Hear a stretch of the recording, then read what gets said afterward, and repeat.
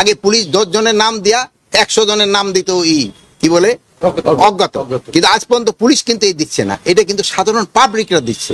আমি যদি পুলিশ একটা এরকম মামলা দেয় আপনি আমার কাছে আইনেন যে 10 জন যে নাম দিয়ে আর 500 জন যে করে দেওয়া।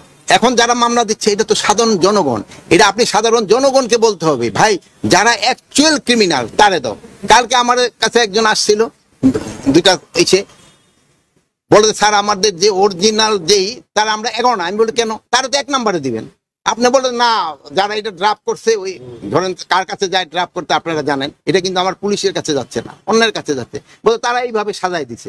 তা আপনাদের কাছে আমার অনুরোধ, শুধু যারা দোষী তাদেরই নাম দেন, অন্য কারোর নাম দিয়েন না। অন্য কাছে নাম দিলে এটা করতে তদন্ত করতে সময়ও বেশি যাচ্ছে এবং অনেক সময় নিরীহ লোকও যেন হেনস্থা না হয়ে দিকে খেয়াল রাখলো। এই জন্য আমরা কিন্তু একটা মিডিয়াও বলে দিছি, প্লাস আপনাদের আমরা পেপারে দিয়েছি, বলছি যে সাধারণ লোক যেন হেনস্থা না হয়, ইনভেস্টিগেশন ছাড়া কাউকে অ্যারেস্ট করা হবে না। এবং আমি ডিবিরে আজকে ইনস্ট্রাকশন দিয়ে দিছি তাদের পরিচয় ছাড়া, পরিচয় তারা নিজেরা দিবে, তারপরে ধরবে।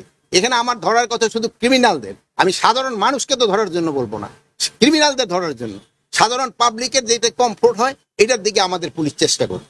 মানে নবপ্রতিষ্ঠায় যে মব জাস্টিসটা হচ্ছে গতকাল পিটিএ মানছে, এটা কি করে এটা ক্ষেত্রে জনসচেতনতাও একটু বাড়াতে হবে। সেদিন কালকে দেখলাম যে ইউনিভার্সিটি ওই যে না জাহাঙ্গীরনগর এখানে ধরেন যে তারা তো সবচেয়ে শিক্ষিত এরা, তাদের ক্ষেত্রে এই সচেতনতা আসতে হবে।